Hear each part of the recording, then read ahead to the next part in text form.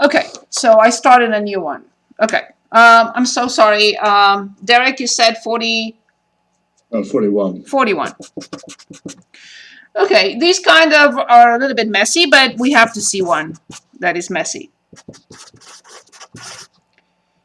Is this the one you picked? Yes. Perfect. Okay. So the same question. We are asked to find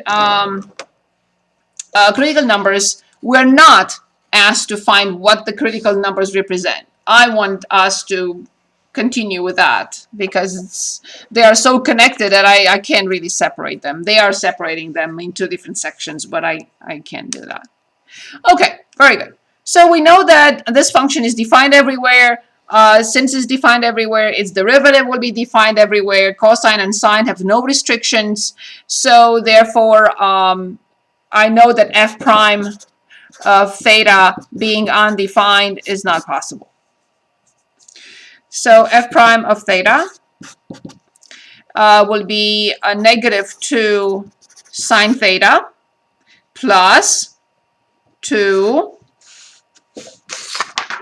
sine theta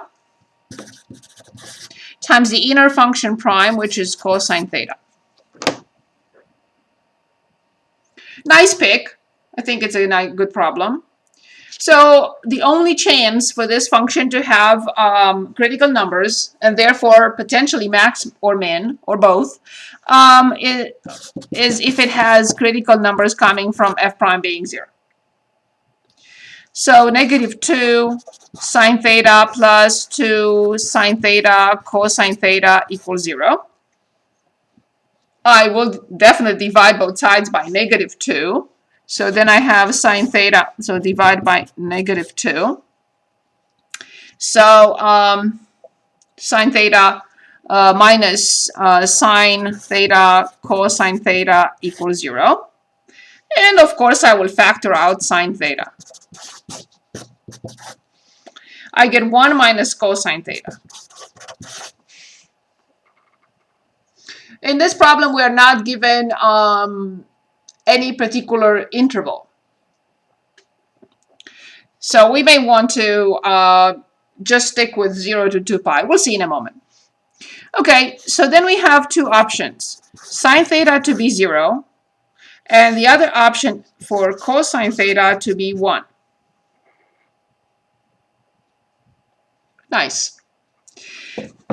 For sine theta to be 0, on the unit circle, we know there are 2 points, here and here. But for cosine theta to be 1, is this. So from here, I'm only going to get 2 different values for theta, either 0 or pi. And yes, I can write 0 plus 2 pi k, where k is 1, 2, and so on and so forth. And here plus 2 pi k. And I can also condense them. So I can write just 2 pi, or just pi k, totally. These two can be condensed into theta equals pi k. Why? If k is 0, I get this. If k is 1, I get this. If k is 2, I get this. If k is 3, I get this. If k is 4, I get this, and so on and so forth. You got the idea. So now I would like us to illustrate and find what happens between just 0 and 2 pi. Just one complete rotation. No one stopped me, so I guess you're okay. So theta from 0 to 2 pi. Yes, first one is f prime of theta, and the second one f of theta. And I only have 0 and pi. So let's say this is pi over 2, and this is pi, and this is 3 pi over 2, but only these two are of importance here. I have to go back to the derivative function after I factor out -2 sine theta. So f prime of theta, -2 sine theta, and 1 minus cosine theta. Okay. If I want to determine these points, I will have to plug in 0 in the function. This is 0, this is 1, so this is 2. And when I plug in pi, this is 0, this is -1, so this is -2.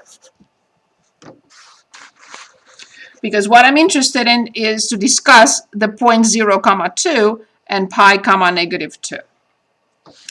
All I have to do now is study the sign here and here of the derivative. So that's why I put these numbers in here, so I can use them and plug in and see what the sign is.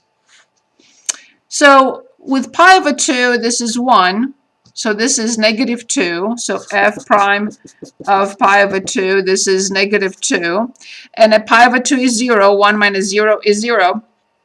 1 minus 0 is 1, times -2 is -2, so this is negative. When I plug in 3 pi over 2, this becomes -1. This is still 0, this is still 1, but -1 times -2 will be positive. So this is positive. So obviously I see what happens here. Now, in order to identify what this point is, I have to look to the left a little bit. I should have left some room. I have to look because I have to check that on the left-hand side at negative pi over 2 is positive. At negative pi over 2, this is -1 times -2, and this is 0. Yes. So this will be positive on this side. So I conclude that 0, 2 is a local, and you'll tell me what, and pi, -2 is a local, and you'll tell me what. Very good pick, Derek. I really enjoyed this problem. Thank you. Sure. 0, 2 is what kind of point? Maximum. Yes, because the derivative goes from positive to 0 and to negative. Very good. And the other one, when the derivative goes from negative to 0 and positive, meaning this, 0 here, then this must be a local min. Any questions?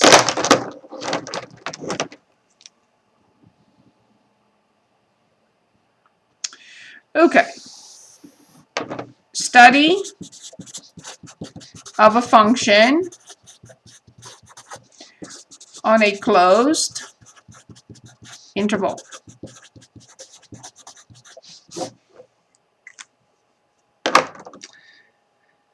And you'll see what happens here. I would like us to pick a different type of problem. We're looking at problems 47 through 62.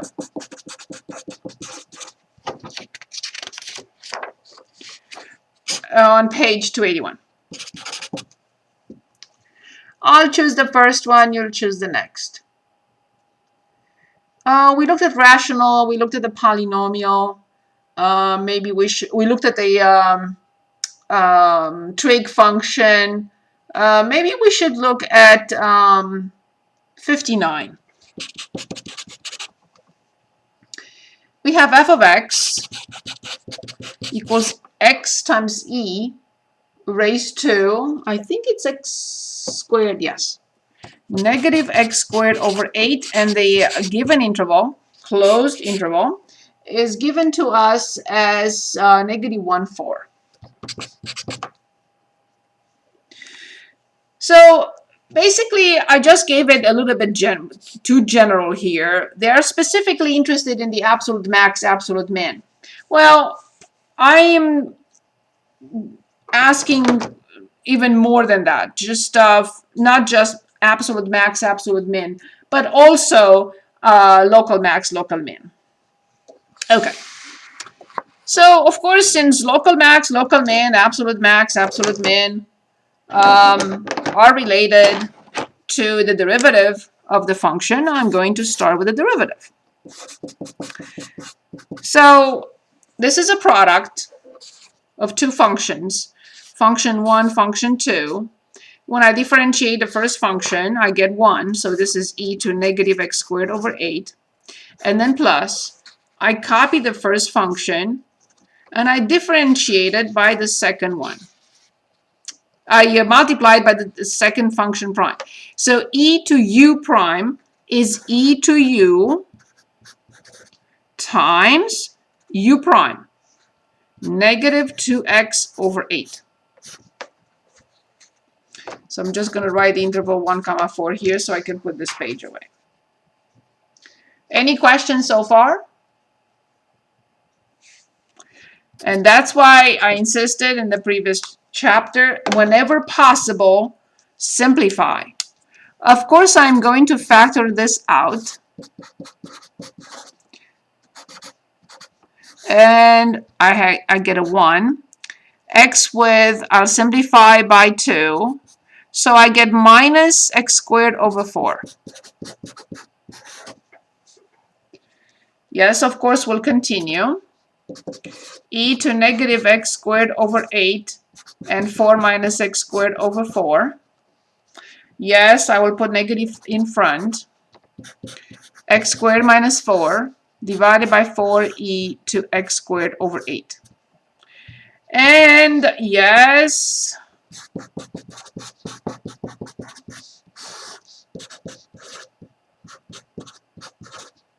this is completely simplified, completely factored, completely simplified. This is how I want it. Then I get my table going.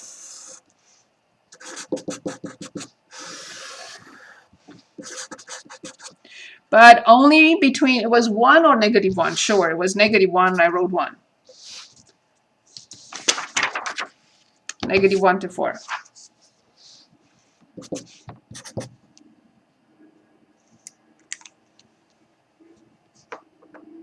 Any questions?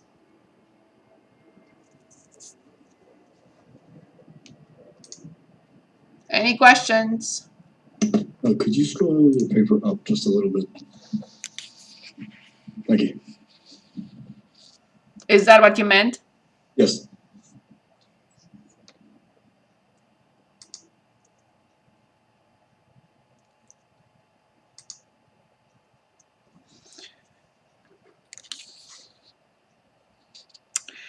Okay, so like before, I'm going to set f prime of x equal to 0.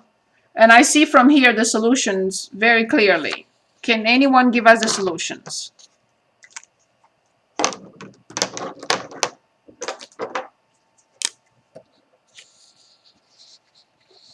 When is a fraction 0?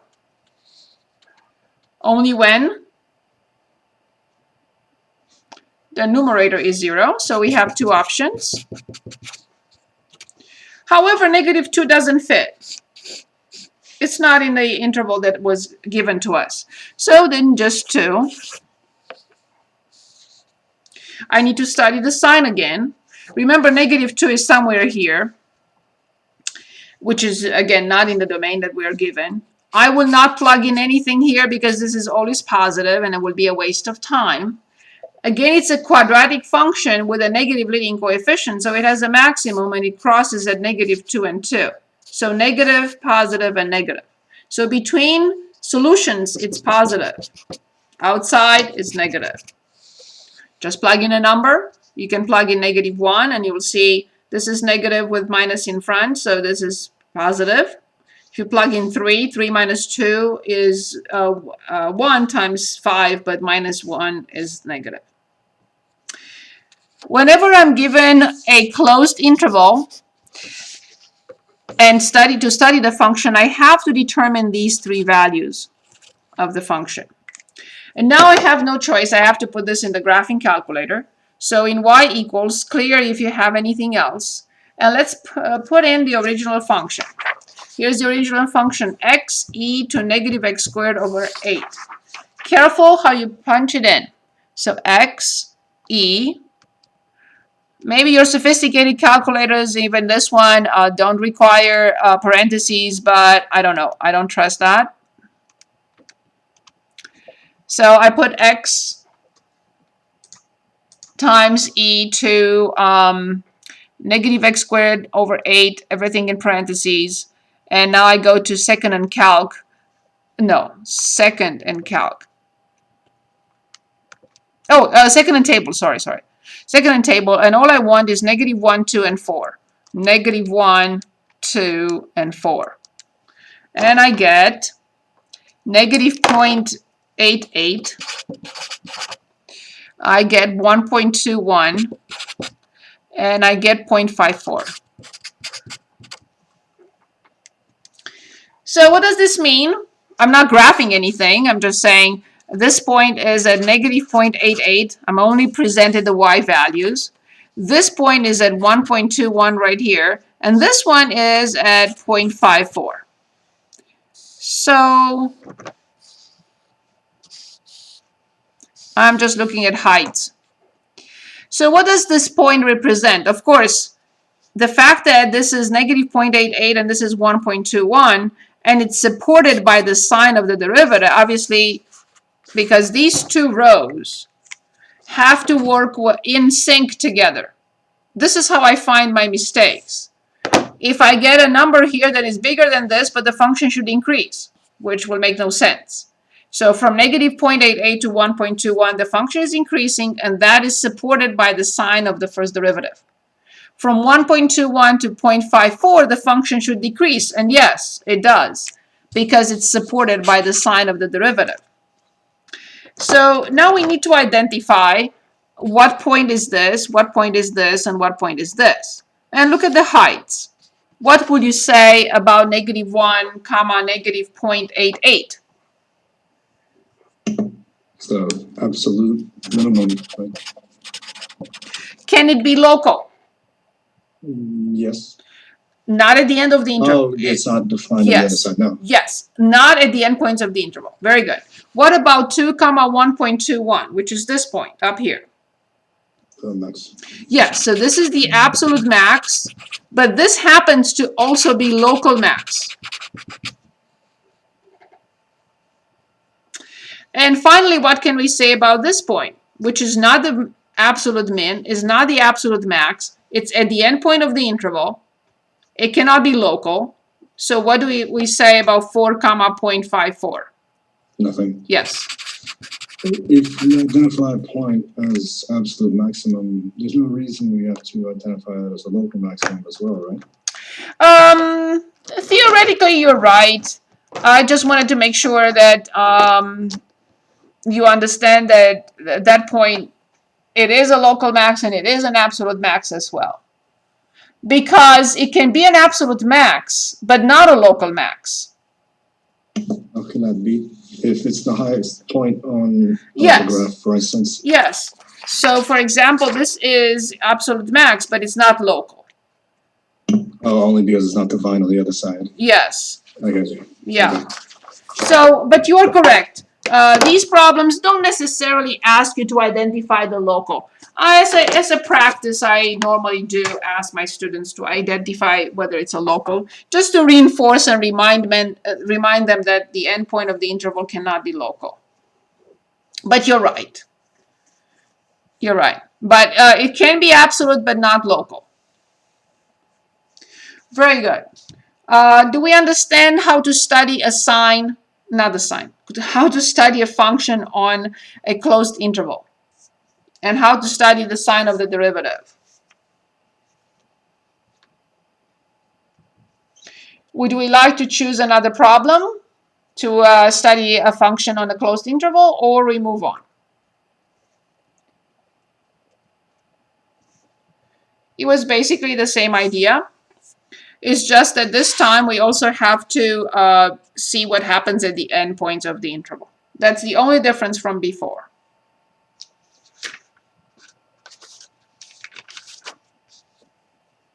Do we move on? Is that okay with everyone? That's fine for me. Yep. Okay. Do we want to choose something else, or I'm moving on then? You can always stop me. Okay. In section 4.2, we're going to talk about two theorems. One is called Rawls Theorem.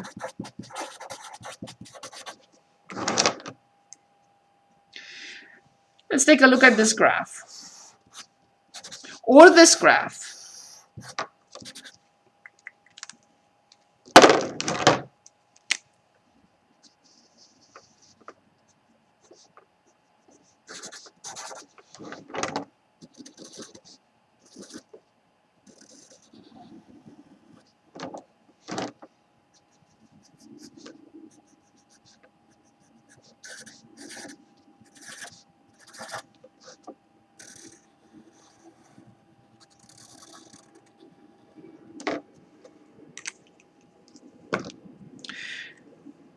Three hypotheses.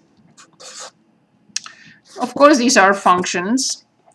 Would you agree for both graphs that f is continuous on the closed interval a comma b?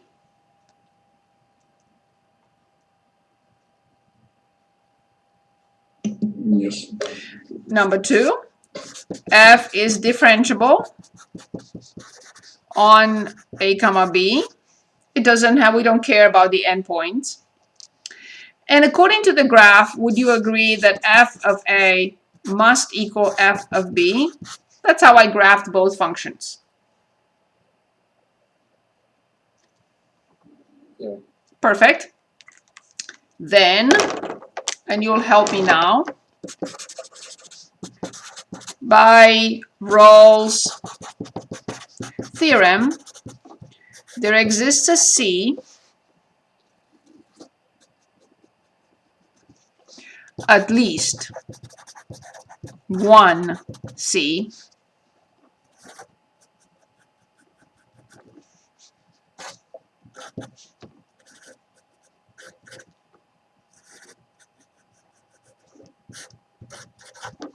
at least one C such in the open interval a comma b such that, what will you say? There exists a maximum or minimum. Oh, the derivative is 0. Exactly. Great job. Thank you. So by Rawls theorem, if a function starts at a point, a function that is continuous and differentiable, starts at one point and ends at another, or it has 2 points of the same, it doesn't matter. It doesn't have to end here. I mean, it can continue forever. But if I find 2 points with the same y value, and the function is continuous and differentiable, it must have at least one term. It could be a max, or it could be a min. It doesn't matter. The theorem doesn't say what will be the outcome, because it can be a max, it can be a min, it can be a max. But it must have a term. It must have a point between a and b where the derivative is 0. It's more of a common sense. So let's apply this in a problem. On page, you can say this is right common sense. There is no other way. It's continuous and differentiable. And if anywhere I find 2 points on the graph such that f of a equals f of b, in between these two there must be at least a term. Maybe more, but at least one. Okay, on page 288, let's start with 3. And we have f of x, the square root of x minus 1/3 x, the interval is 0, 9. So then how do I start? I have to write the function is continuous on 0, 9. I don't know, let's talk about it. This is linear, which is continuous everywhere it's a polynomial function. This is the square root.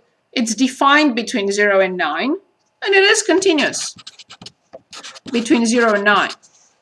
So then I can write the first hypothesis. The first hypothesis says the function must be continuous. Yes, it is on 0, 9.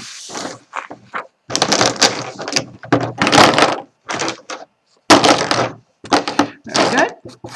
So number 1, f continuous as a difference of two continuous functions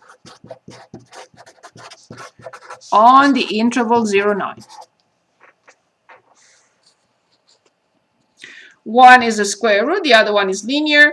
The difference of two continuous functions must be continuous. Number 2.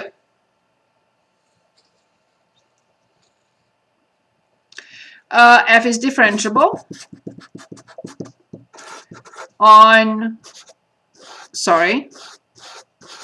open interval 0, 9 for the same reason as a difference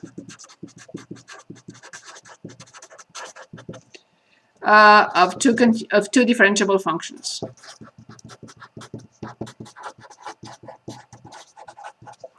Now, number 3, I don't know. I have to find f of 0, and I have to find f of 9. If they happen to be the same, then I will draw the conclusion from Rawls' theorem. But if this is not fulfilled, the whole thing fails. Okay, so let's see. The function, when I plug in 0, I get 0. When I plug in 9, I get the square root of 9, which is 3, minus 1/3 times 9, which is 3. Indeed, it's 0. And I will write from 1, 2, and 3 by Rawls' theorem. There exists a C in the at least one in the open interval 0, 9 such that f prime of C is 0. So I have to find f prime of x. I know how to differentiate this. 1 over 2 the square root of x, and then minus 1/3. So I have f prime of x. So now I have to create this equation. The left-hand side is 1 over 2 the square root of c minus 1/3, and the right-hand side is 0. I'm solving this equation for c. So I will move this term to the other side. And if you cross multiply or just say two fractions are equal and they have the same numerator, obviously 2 the square root of c must equal 3, otherwise they will never be the same. And then I square both sides and I get 4c equals 9, so then c equals 9/4. It better be in this interval.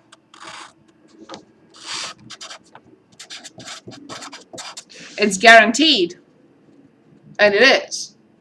This is 2.9 divided by 4. It is between 0 and 9. So Rawls' theorem says there must be a term. Look for it. It's when x is 9/4. But it doesn't say whether it's a max or a min. It just says it must have a term. It's a function that is continuous and differentiable, and at some point in time goes through the same point twice, same height twice. So it must have at least one term. And this one does have a term, and the term is either max or min. We don't know that. We haven't studied the derivative, but that's where the term is, either max or min. And that's the Rawls theorem. Let me know if we need another example.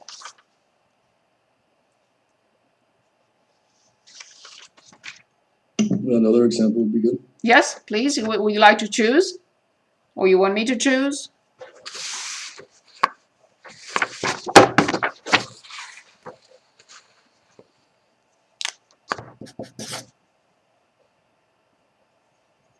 Okay, problem 2. On the same page, 288. And we have f of x equals x to the third minus x squared minus 6x plus 2. And the interval is 0, 3.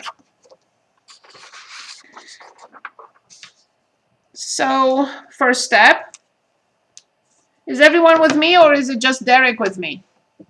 And Mason? Okay. Okay, good, good. Thank you. Yeah, we listen. Okay, good, good. Stop me if there is anything, okay? I don't want to just go on and lose anyone. No, yeah, you're good. I'm just trying to kind of comprehend it. Okay. You can copy it later if you want. I'm going to post this. We're asked to do the same thing. Verify that the function satisfies the three hypotheses of Rawls' theorem on the given interval. Then find all numbers that satisfy the conclusion of Rawls' theorem.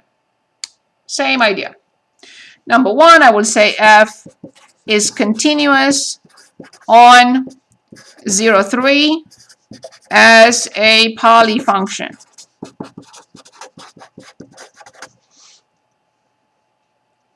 For the same reason, f is differentiable on the open interval 0, 3 for the same reason. Now, number 3, I don't know. I have to check and see how much is f of 0 and how much is f of 3. F of 0 is definitely 2. F of 3, I have 27 minus 9 minus 18 and plus 2. 29 minus, I think it's 27, so it's indeed 2. So it turns out that from 1, 2, and 3, I conclude, of course, by Rawls' theorem, there exists a C, at least one, in the open interval 0, 3 such that f prime of C is 0. In other words, the theorem guarantees a term, minimum, a term.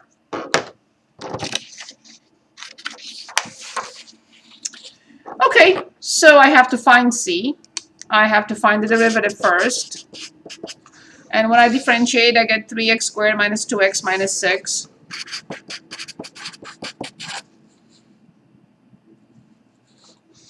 I have to set this equal to 0. So 3c squared minus 2c minus 6 equals 0. I can't, that's negative 18. I can't factor, so I have to use the quadratic formula. Negative b plus or minus b squared minus 4 times a times c. I don't want to put parentheses. I'd rather do this. Over 2 times a. And now I put everything in the graphing calculator. Don't forget, you need parentheses here and parentheses here if you don't have a sophisticated calculator in here. But these are mandatory. So the left parenthesis, 4 plus the square root in parentheses, 4 plus 12 times 6. Oops. Close the parenthesis, get outside of the square root, close the parenthesis, and then divide by 6. And this is easier for me than with the software on the computer, so I just change that into minus, and I get those two solutions. So C is 2.12, and C is negative 0.79. Don't forget the interval is 0, 3. So at least one C is always guaranteed by Rawls' theorem, meaning the function must have a turn somewhere, and it has a turn, we don't know max min, but it has a turn at 2.12 when x is 2.12.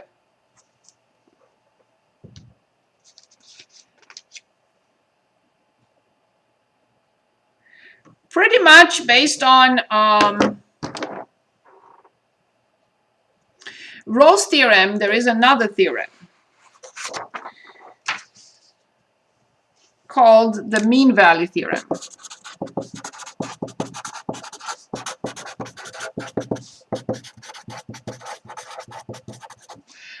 MVT. Let me see how I'm with the, okay, sorry.